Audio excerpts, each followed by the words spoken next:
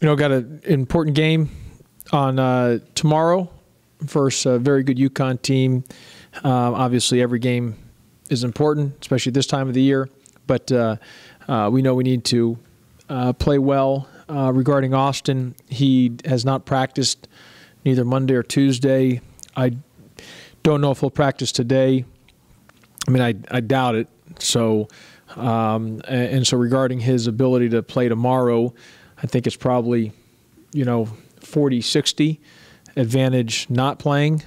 So I don't know, so we'll just see. Obviously, I would love for him to play, but if he can't play,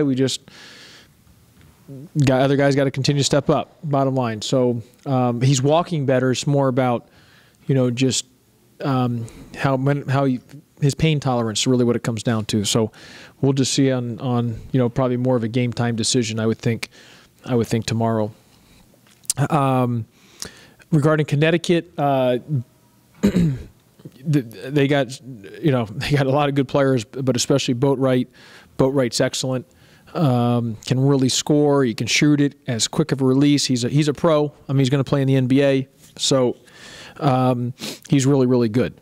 And they have moved Hamilton more to the 4 spot now, so they're going a little bit smaller. But Boatwright, I mean, they've got other good players, so they do have other good guys. I will say Boatwright can, he can single-handedly beat you. He's that type of guy. So, so we got to do a great job defensively, and we got to be able to, just play at a high level.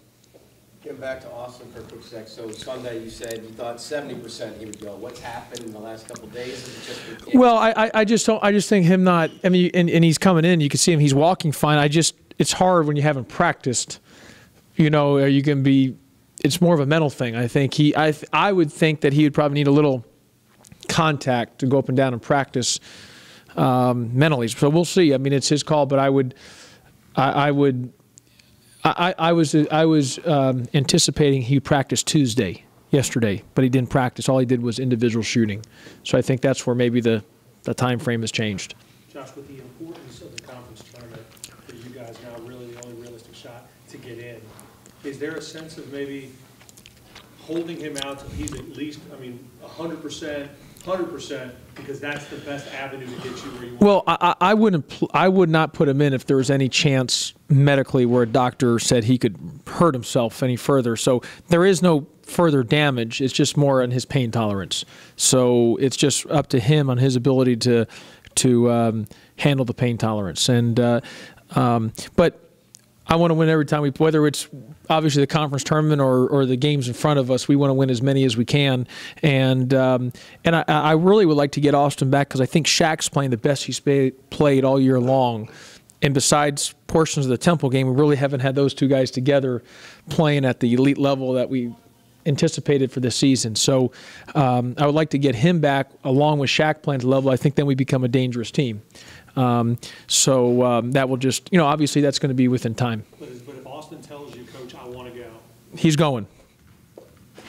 If Austin says he's playing, I'm playing him. I'm not.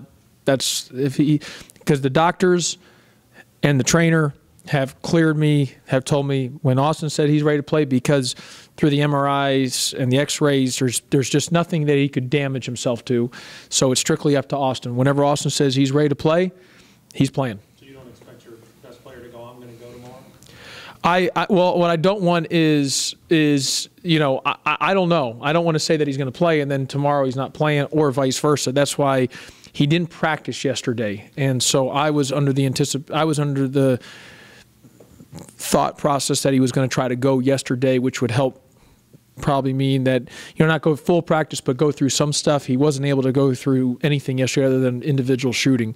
So if he goes through a little bit today, but I think it's going to come down to him being mentally ready to play. Because even if he's just playing half speed, as good as Austin is, it does us no good. I mean, you got to be, especially at a game like this, you got to be at full speed, mentally full speed, running, blocking shots, making shots. You can't be 60% and limping around. That you're going to actually end up hurting us more than helping us. Is there anything you can learn from those 3 games last year, or the turnover on the rosters so great that it's kind of moving on. Well, the first two games we played UConn, I thought were great games. We had chances to win both of them. I mean, that second game we gave to them by not coming up with that rebound. Third game, they just kicked our rear end from start to finish. You know, I mean, they made some big shots, and I mean, you know, they lost a lot as well too. I mean, we lost a lot. We're a little younger team than they are, but you know, obviously they lost, you know, those three seniors plus, you know, four seniors really, and then they had obviously Napier.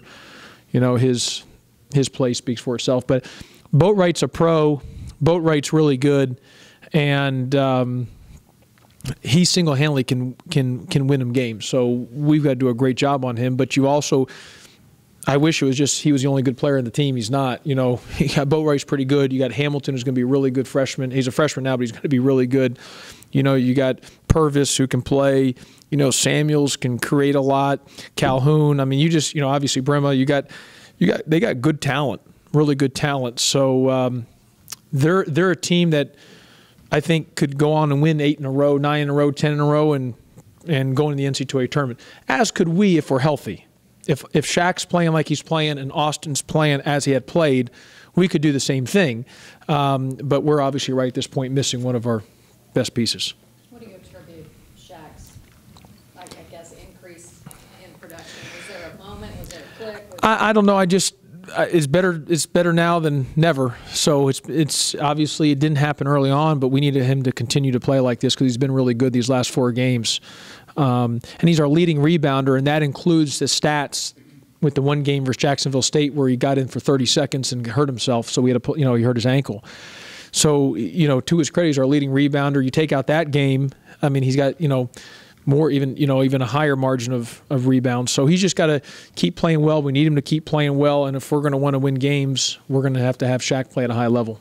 Without giving away any state secrets, with a guy like Boatwright playing the way he is, what do you try to do? What's the intent?